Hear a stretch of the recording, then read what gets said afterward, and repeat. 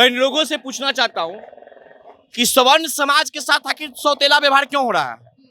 आपको एक को जातिगत आधार पे आपने आरक्षण दिया, तो दूसरे के आप ईडब्ल्यूएस के आधार पर आरक्षण दिया, मतलब आर्थिक स्थिति पर आपने आरक्षण दिया है।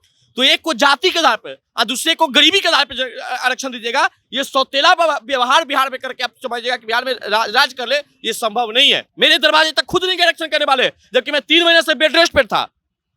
तो इन लोगों ने क्या दलील दिया कि अगर आप घर पे नहीं होंगे तो आपके बगल वाला से आपका जाति पूछ लिया गया। इस बात को मानते हैं कि हमारा बगल वाला हमारा जाति जानता होगा, सरकार को बतला दिया। लेकिन मैं अब उनसे पूछना चाहता हूं, हमने फर्जीवाड़ा का चुनौती दिया था कि जातिगत जनगणना में फर्जीवाड़ा हुआ है, तो लोगों ने दलील दिया कि फर्जीवाड़ा नहीं हुआ है, हर लोग के दरवाजे पे गए हैं, जो नहीं था उनके बगल वाला से पूछ लिया गया। जाति बगल वाला बतला दे सकता है कि हम कौन जाति है, बगल वाला बतला दे सकता है, लेकिन हम कितना कमाते हैं, हमारा आय कितना है, हमारा संपत्ति कितना है, ये बगल वाले को कैसे पता चलेगा कि जो इनका जो आंकड़ा गरीबी का है उससे ज्यादा हमारे समाज में गरीबी है कि नहीं है। जय आज पटना के बड़े बड़े अपार्टमेंट हो, होटल हो, रिक्शा चलाने वाले हो, चाय बेचने वाले हो, वो मेरे ही समाज से आते हैं। सिर्फ और सिर्फ 32 सालों से पिछड़ा, शोषित, वंचित की बात करके पिछड़ा पिछड़ा ही रह गया, शोषित शोषित रह गया, वंचित वंचित रह गया। बढ़ा कौन? तो लालू यादव और नीतीश कुमार। आपने कितने शोषित को बढ़ाया? आप आरक्षण को 100% कर दीजिए, लेकिन जाति नहीं आर्थिक होना चाहिए। और जब आप जाति के आधार पर आरक्षण लोगों को दे रहे हैं तो फिर हमको आर्थिक आधार पर क्यों दिया गया? एक देश में 2 तरह के नियम क्यों?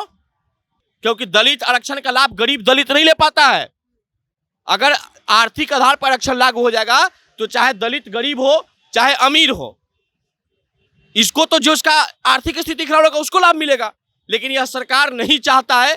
यह सरकार सिर्फ और सिर्फ बिहार में जाति उन्माद फैला करके, जातिगत बातों करके ये चाहता है सरकार के बिहार में अपना राज कर ले। आप बढ़ा दीजिए, आप 100% आरक्षण कर दीजिए, हमको कोई दिक्कत नहीं है, लेकिन जाति नहीं आर्थिक आधार पर आरक्षण कीजिए। हमारे समाज के नेता को जब टिकट मिलता है जाति के आधार पर टिकट मिलता है, जहां पे भूमियार बाहुल्य सीट होगा, ब्राह्मण बाहुल्य सीट होगा, राजपूत बाहुल्य सीट होगा, वह उस सीट पे इन लोग को उम्मीदवारी किया जाता है। और ये लोग जब वोट मांगने आता है तो कोई भूमियार का नेता रहते, कोई ब्राह्मण का नेता रहते, कोई राजपूत का नेता रहते, कोई लाला का नेता रहते हैं। जब चुनाव जीत के सदन में चले जाते हैं तो ये जात वाला कुर्ता टांग देते हैं घरे और वहां जाकर के समाजवादी वाला कुर्ता पहन लेते हैं। बिहार के मुख्यमंत्री नीतीश कुमार आरक्षण कोटा को बढ़ाने वाले हैं और कह रहे हैं कि जो है 50% पहले आरक्षण मिलता था उनको 65 और फिर आगे बढ़ा करके 75 करने के मूड में नीतीश कुमार हैं। और बिल जो है वो सदन में पेश भी कर दिए हैं और बहुत जल्द पास भी होने वाले हैं। हमारे साथ युवा नेता हैं पुरुषोत्तम जी। पुरुषोत्तम जी से जानना चाहेंगे कि जिस तरीके से जो है इसके पहले भी देखा गया कि कई नेता जो हैं जो स्वर्ण जाति के हैं वो फेसबुक पोस्ट करके इसका विरोध कर रहे हैं। पुरुषोत्तम जी क्या कहना चाहेंगे? एक तरीके से ये क्या हो रहा है चुनाव के पहले इस तरीके का? देखिए, सबसे पहली बात है कि ये लोग ने एक आरक्षण बढ़ाने का एक दायरा लाया कि हम लोग जिसको 50% आरक्षण मिलता है तो उसको बढ़ा के 65% करेंगे और सवर्ण आरक्षण मिलाकर के 75% बिहार में आरक्षित सीट हो जाएगा। मैं इन लोगों से पूछना चाहता हूं कि सवर्ण समाज के साथ आखिर सौतेला व्यवहार क्यों हो रहा है। आपको एक को जातिगत आधार पे आपने आरक्षण दिया, तो दूसरे के आप ईडब्ल्यूएस के आधार पर आरक्षण दिया, मतलब आर्थिक स्थिति पर आपने आरक्षण दिया है। तो एक को जाति के आधार पर और दूसरे को गरीबी के आधार पर आरक्षण दीजिएगा। ये सौतेला व्यवहार बिहार में करके आप समझिएगा कि बिहार में राज कर ले, ये संभव नहीं है। आपको सभी लोगों को एक समान देखना पड़ेगा। आप बढ़ा दीजिए, आप 100% आरक्षण कर दीजिए, हमको कोई दिक्कत नहीं है, लेकिन जाति नहीं आर्थिक आधार पर आरक्षण कीजिए। मैं आपका साथ दूंगा, समर्थन करूंगा, लेकिन अगर जाति के आधार पर एक लोग को दीजिएगा 65% और एक लोग को दीजिएगा 10%, तो बिहार में सिर्फ सवर्ण ही नहीं पूरे बिहार के लोग इसका विरोध करेंगे। क्योंकि दलित आरक्षण का लाभ गरीब दलित नहीं ले पाता है। अगर आर्थिक आधार पर आरक्षण लागू हो जाएगा तो चाहे दलित गरीब हो चाहे अमीर हो, इसको तो जो उसका आर्थिक स्थिति खराब होगा उसको लाभ मिलेगा। लेकिन यह सरकार नहीं चाहता है। यह सरकार सिर्फ और सिर्फ बिहार में जाति उन्माद फैला करके, जातिगत बातों करके ये चाहता है सरकार के बिहार में अपना राज कर ले। अभी देखिए लोकसभा का चुनाव नजदीक है, अब लोकसभा का चुनाव नजदीक है तो इन लोगों को लग रहा है कि हम कौन सा ऐसा प्रावधान ला जाए जिससे हम आसानी पूर्वक बिहार के 40 सीट पे कब्जा कर ले। तो ये इससे आप नहीं आने वाले हैं। लोग डेटा दिखाते हैं कि फॉरवर्डों का मात्र 15% है। अरे आप आरक्षण सही से करवा लीजिए ना।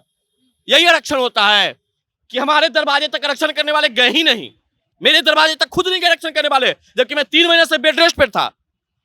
तो इन लोगों ने क्या दलील दिया कि अगर आप घर पे नहीं होंगे तो आपके बगल वाला से आपका जाति पूछ लिया गया। इस बात को हम मानते हैं कि हमारा बगल वाला हमारा जाति जानता होगा, सरकार को बतला दिया।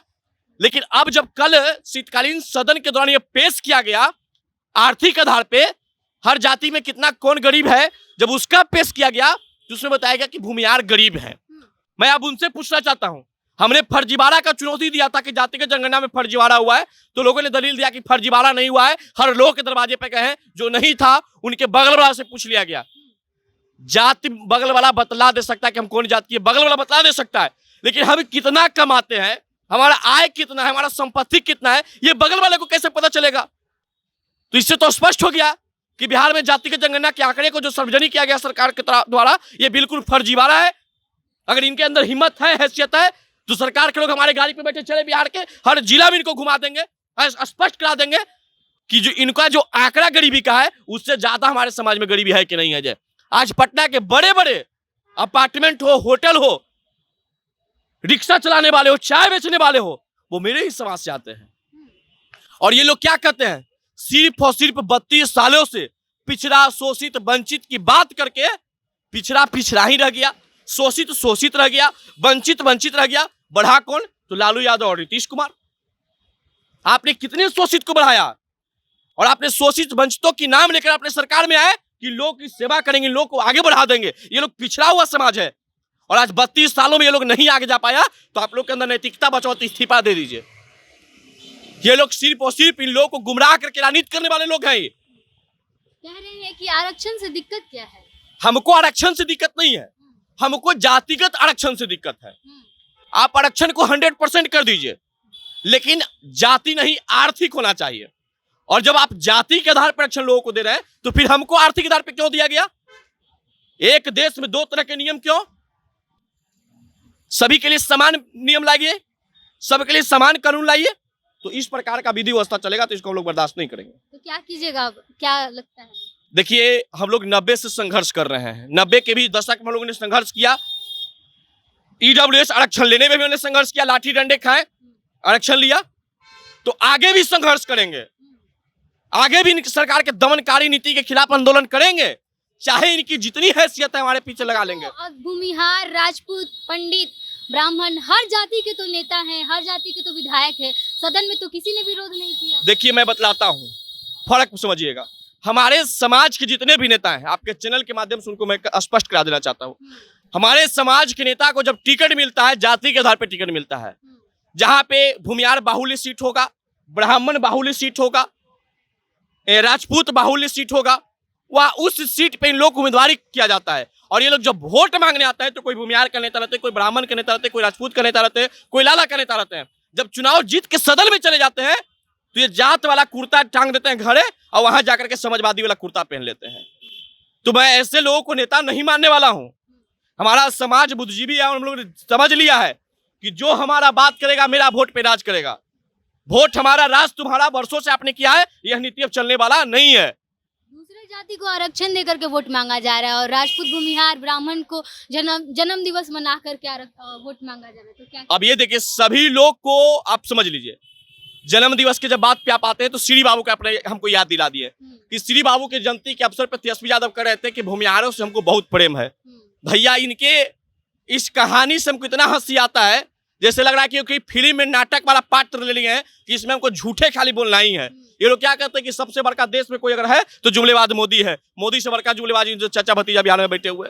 ये क्या बोले थे मोकामा में चुनाव के समय जाकर के कि भूमिहारों से हमको प्रेम है, बिना भूमिहार के मुख्यमंत्री हम नहीं बन सकते हैं। इन्होंने स्वीकार किया था जब जाके भूमिहार ने इनको 3 MLC जीताया, और बोचहा का उपचुनाव में इनको जीत दर्ज कराया। उसके बाद हम लोग को रिजल्ट क्या मिला? टू जेड वाले को एक भूमिहार का मंत्री इन्होंने बनाया तो छीन के हटा दिए, दूसरे राजपूत के मंत्रालय में उनको छीन के हटा दिए।